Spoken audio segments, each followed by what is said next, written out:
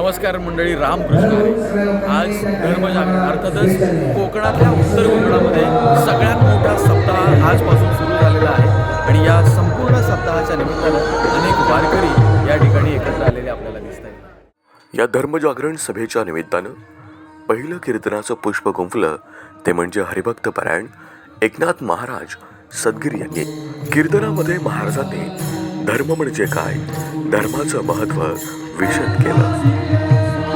कीर्तन झालं आणि कीर्तन झाल्यानंतर तीर्थ महाप्रसादाचं देखील आयोजन त्या ठिकाणी करण्यात आलं होतं. मंडळी, असंख्य भाविक भक्तांनी या कीर्तन सेवेचा आणि महाप्रसादाचा लाभ घेतला.